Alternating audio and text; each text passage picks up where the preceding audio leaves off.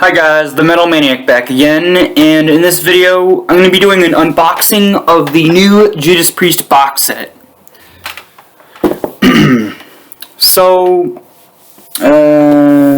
Okay, sorry, I almost opened it sideways. Anyway, so the first thing I actually noticed about this, or second thing I noticed, is, the Judas Priest logo is reflective, but something cool that they added even more detail into is the Judas Priest trident thingy, where I don't know if you can see it on the camera, but the trident is basically made up of a collage of the Judas Priest album art from over the years. Yeah, it doesn't really show up that well on camera, but it's there. Alright. So, first off, you get this little sort of informational sheet, I guess. Of course, it says reflections of 50 years of 50 years of metal music. And then it's sort of just like a paragraph about the, I guess, box set. It reads, "Legacies are made from aforementions and this metal never heard of this word before. I mean, it's made up, I guess, but metal sporific vault defines Judas Priest's commitment of defending the faith. Music and time interweave and create a real journey of what we believe in by becoming locked in our lives.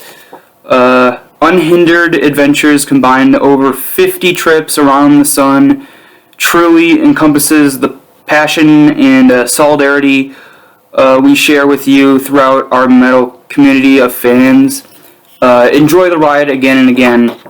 And then the bottom part is just basically another sort of brief summary saying that the Judas Priest tour, which I went to, loved it, but the Judas Priest tour, they're basically saying that it was delayed at first because of COVID and everything. But, yeah. Alright. So, the first thing you get besides that sheet of paper is this thing that's really hard to get out of the box, actually. Not the main thing in here, but the actual just backing board behind it. And that is this really cool sort of British steel, I guess it's a paperweight or something. I mean, it's not a real razor blade, of course. It's blunt and everything, and it's huge. But I guess it's supposed to be just like a little trinket. And it is numbered, so I guess it's a limited quantity, I guess. This is, geez, they don't put commas on these letters for some reason, or whatever. 1,125 out of 3,000, as you can see right there.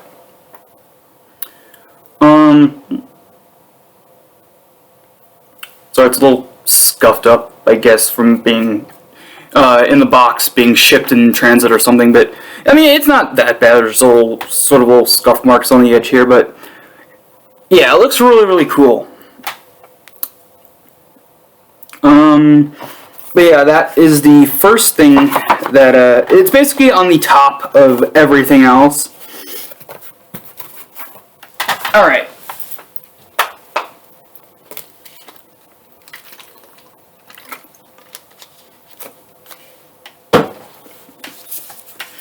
So, the next thing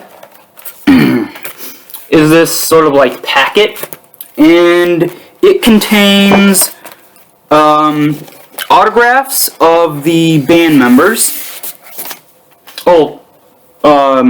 Some of the band members, I guess.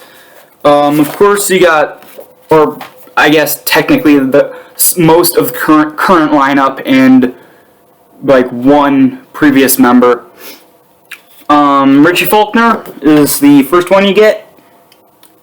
Yeah, I actually have a wall just covered in autographed stuff, and so yeah, these autographs are definitely going to go on my wall. Yeah, there's the first one. Next is Scott Travis.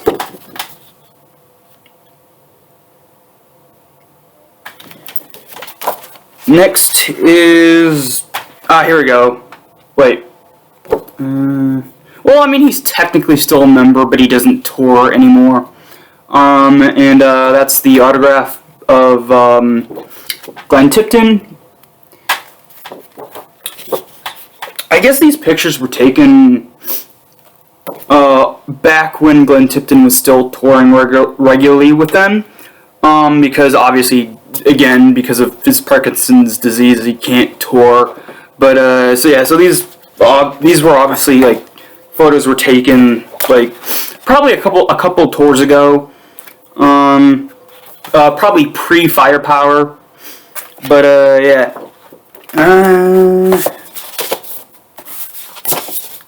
Here we go. Next up, of course, is Rob Halford. Actually, yeah, this is pre-Firepower. I think this is probably during the Epitaph tour, maybe? Yeah, I think it might have been during the Epitaph tour, actually. Yeah. Rob Halford. And then, finally, the final one is, of course, Ian Hill. And, sorry, for some reason, just the odd placements of a couple of these signatures in terms of where they're written on the pictures are kind of hard to see. Especially in certain lighting, they're kind of hard to see. Because they're not, like, the autographs are written in reflective, or semi-reflective gold, marker, Sharpie, I don't know, but, yeah, again, some are kind of hard to see in certain lighting, but yeah. And, next up, actually, there's one other thing in this little packet, and that is this book. And it's basically just a collage of different photos from over the years.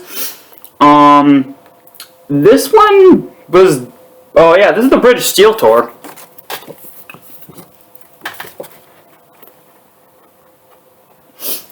And,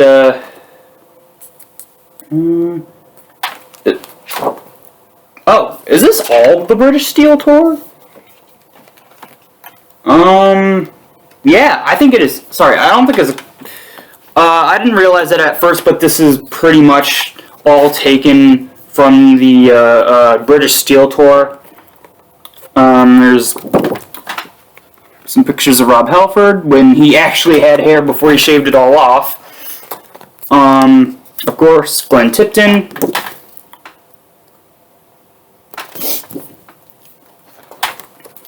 And then a huge sort of photo of all of them.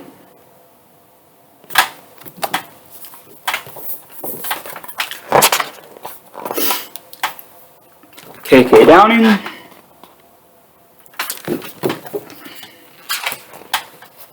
Ian Hill.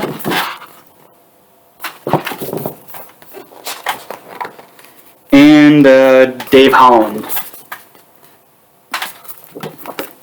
And then you get pictures of 4 of their 70s era albums. Of course, you get Sin After Sin, Stained Class, Unleashed in the East, and Killing Machine, or Hellbent for Leather, depending on where you're from.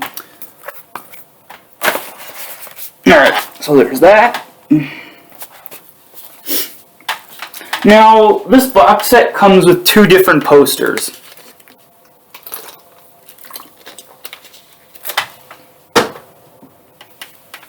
The first one, now, these are obviously reproductions, but I guess they're technically supposed to be from 2 different tours, 2 different 80s tours, actually. This one, let's see, I believe this is from the Screaming for Vengeance tour, and it's not in English, So it's a foreign poster from one of their tours in Europe.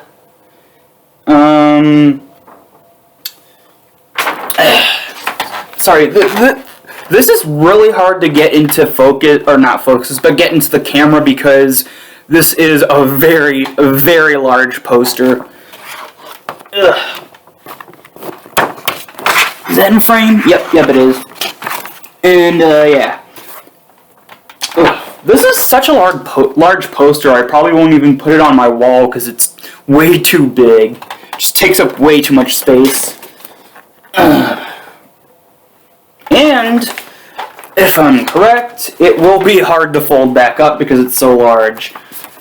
Oh, maybe not, actually. Oh, there it goes. Yeah, it is definitely hard to fold back up. Crap. Unfortunately, the larger the poster is, the harder it's to fold back up. Yeah. Okay, there we go. Alright, and then the next poster is another foreign one.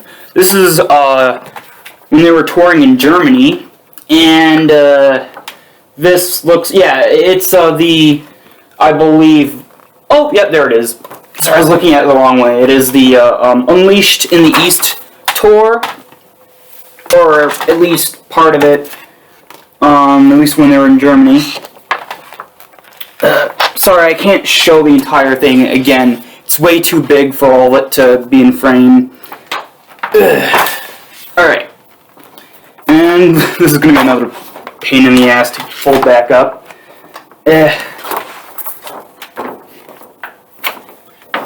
You know what? I'm just going to put it over by the side for now and fold it back up later. There you go. Anyway, so the next thing is pretty much what makes this box so heavy in the first place. That is this very large photo album type book. And actually, I'm going to set this box set down for a second and show you guys this book. I'm not going to show all of it, obviously, because it has a lot to it. But I'm going to at least show a few pages. It's basically just sort of like the history of the promotional material for all their tours over the years, and some behind-the-scenes photos as well. Of course, it starts off with the Rock-a-Rolla one. And just a bunch of pictures. Oh, this one's cool. It shows the different vinyl of the Sad Wings of Destiny album, or at least the two that were out available at the time. And then you get Rob Halford in this really silly sort of like robe thing. Yeah, during their at least the early 70s stuff, at least for the first two albums, that era, they did wear some really bizarrely silly clothes.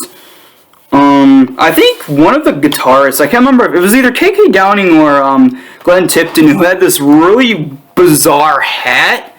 Or not bizarre hat, bizarre like robe thing along with this goofy hat. There you go. There and down there as well. But yeah.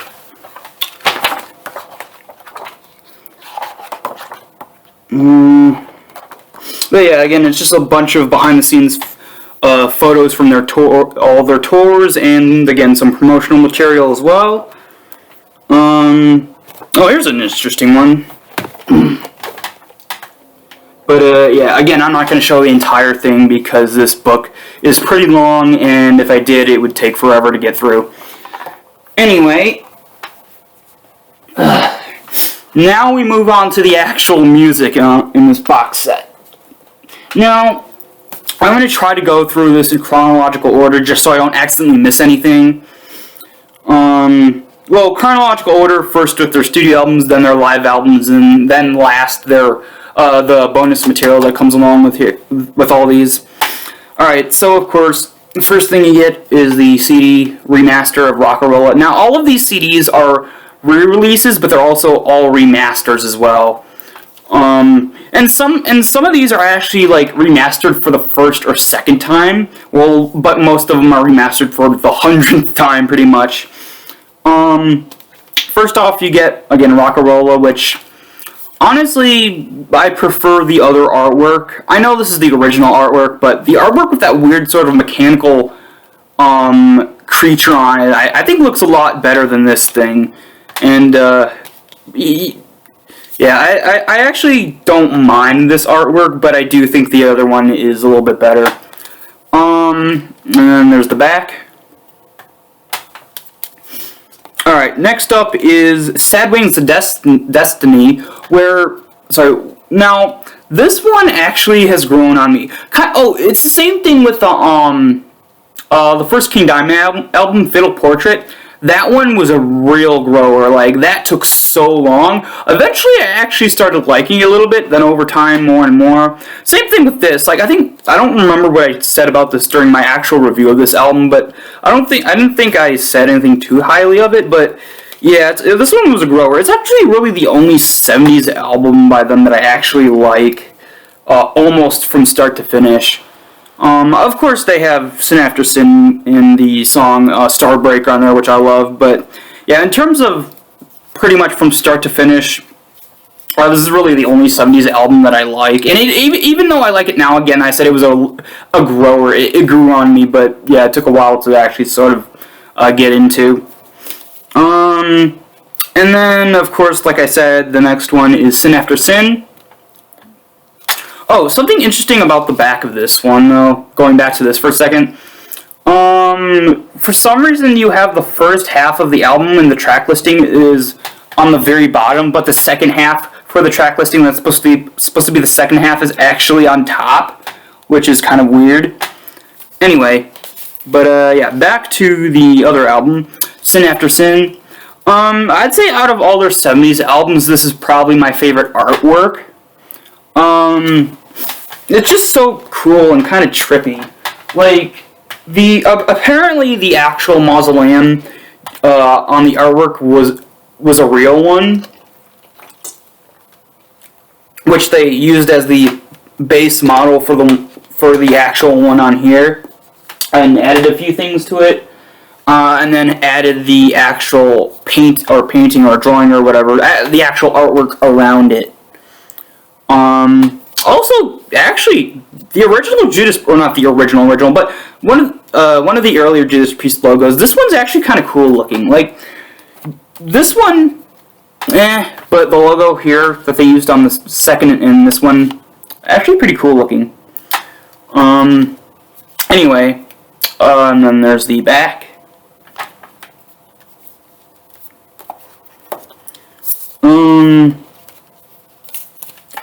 Alright, next up is Stained Class, which, yeah, I don't know why people really like this one. I think it's kind of boring, actually, but, there you go.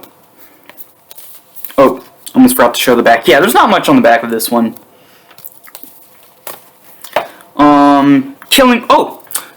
Speaking of their early 70s albums, so apparently originally this album was titled Killing Machine, but then when they went to the US markets to distribute this album, for some reason the distributors freaked out. It's like, oh, Killing Machine, change it, it's too violent of a name. So they changed it to Hellbent for Leather, and it stayed that way for a long time. But with this, at least with this re-release / remastered version of this one, they brought back the Killing Machine name for the album, which is really cool, because I do prefer the album being called Killing Machine rather than Hellbent for Leather. Yeah, sure, Hellbent for Leather is a very iconic song, but I don't know, I just think Killing Machine's I think it's just a much cooler name.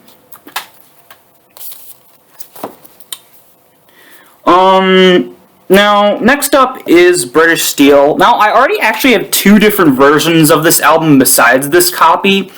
Of course, I have the early 2000s remaster on CD, which had the bonus track of Red, White, and Blue, which I actually like that song. I don't know why people bash that song. I think Red, White, and Blue is one of their best songs. But, yeah, I'm still holding on to that copy because it has that extra track.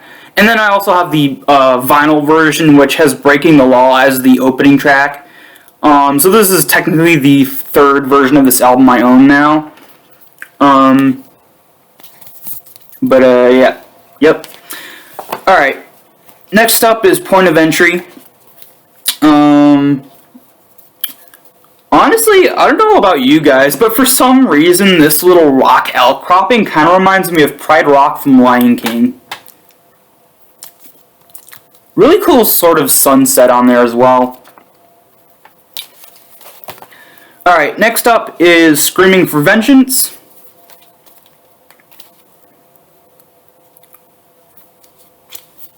Now, unlike their early 2000s remasters, none of these albums come along with bonus tracks. Sort of it's just the standalone albums rather than anything extra on these. I think they probably did that because they do have actual bonus discs in this box set as well. Yeah, the only thing I don't like about these cases is that the discs just slip right out. Like, they're just sort of like, as you can see, this one's already started slipping out. But, yeah. And this is the third version of this album I own. Fourth, actually. I owned the early 2000s remaster on CD, the anniversary edition on CD, and then a more recent vinyl remaster.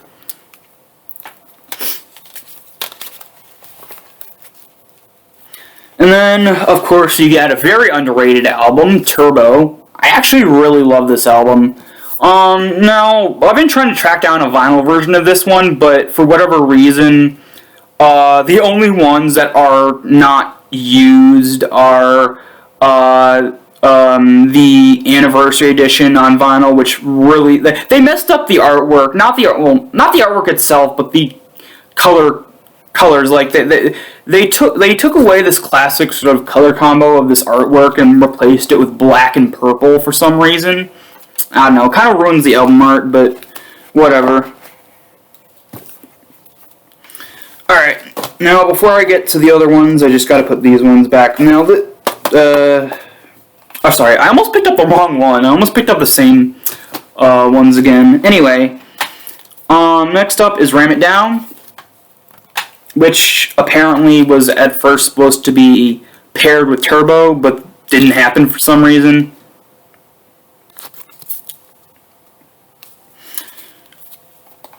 Alright, and then you get Painkiller, my third copy of this album.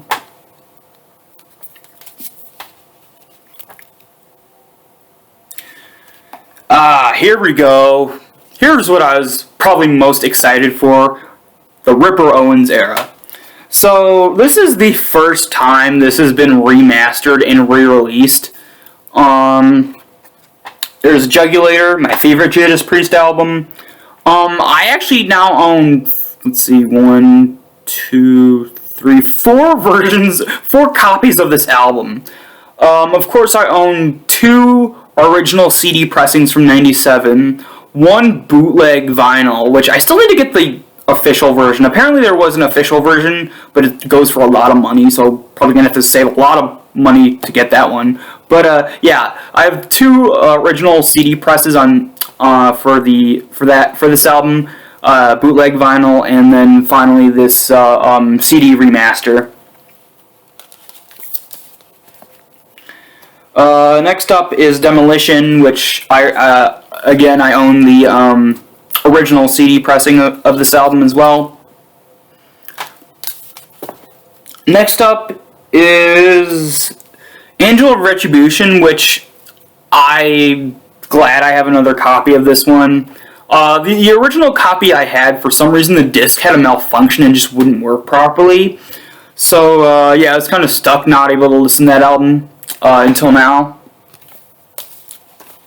Alright, now we get to Nostradamus, which is actually a gatefold, believe it or not. It's actually a gatefold.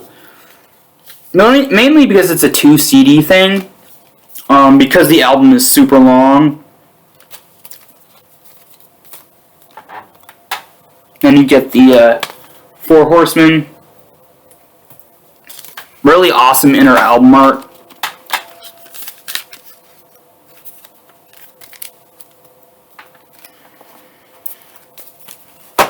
And then you get Redeemer of Souls, which also is it a 2 CD? Yeah, it's a 2 CD.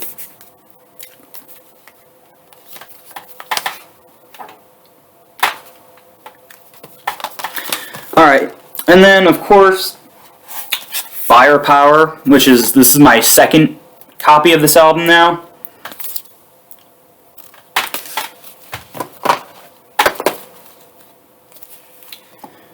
Alright, I just gotta put these away, and then I'll get to the live albums and the bonus content.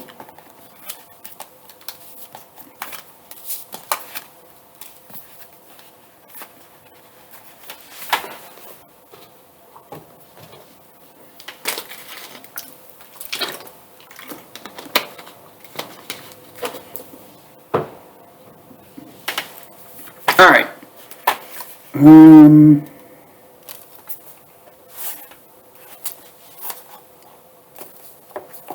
Alright.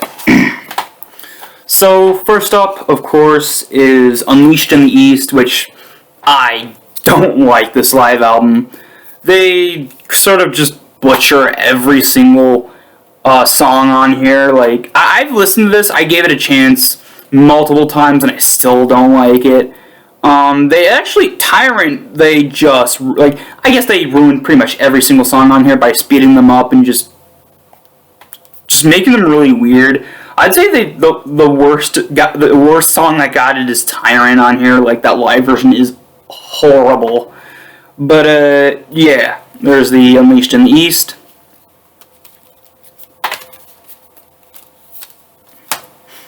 And then you got Priest Live, which I really want to get the vinyl version of this live album. And yes, this is the 2 CD. Alright. Alright, yeah, these are in order, okay. So, next up is actually my favorite Judas Priest live album, of course, and that's 98 Live Meltdown, which I do own the original CD of this. And then, of course, this also is a 2 CD live album. Next up is Live in London, which I've been really excited for this one because, for whatever reason, the original release of this album goes for like $100 or more in mint condition. And then you got A Touch of Evil Live.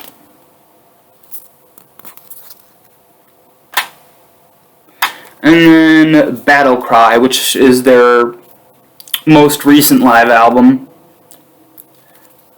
which I believe was during the Redeemer of Souls tour. Alright.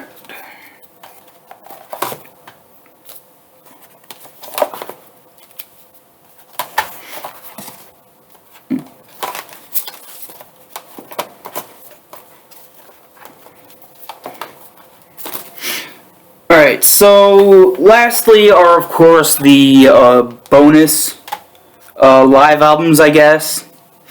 First one is called Beyond Live and Rare.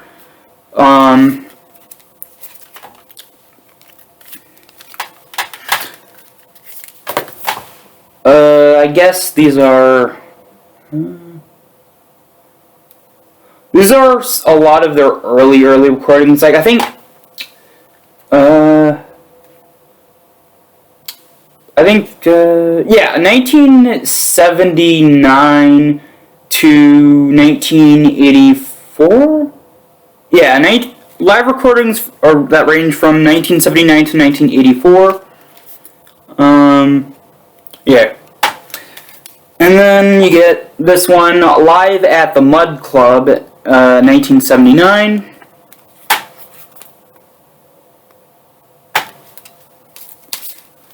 Live in Denver, 1980.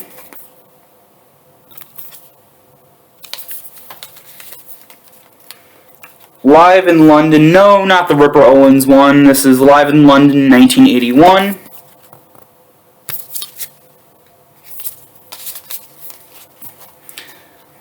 Live in Atlanta, 1982.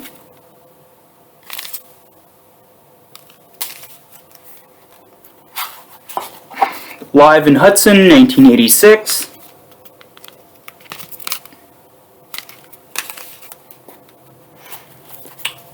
Live in New Haven, 1988.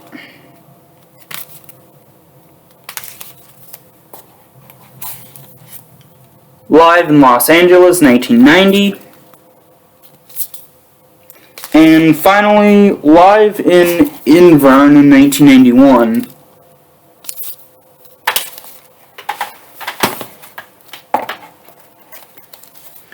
So, yeah, I mean, my overall thoughts on this box set, I think, for the most part, it's really, really good. Literally, my only criticism about it is the fact that I don't really like the CD cases that they chose to use.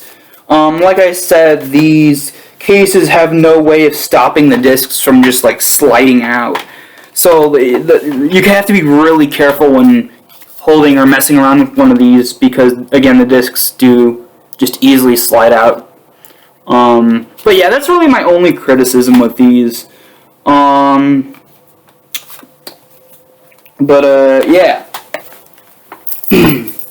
Yeah, so that was my unboxing and showcase of the new Judas Priest box set. Hope you guys enjoyed, and I will and I will see you guys next time. Sorry, I'm kind of getting really tired and messing up my words, but yeah, anyway, I will see you guys next time.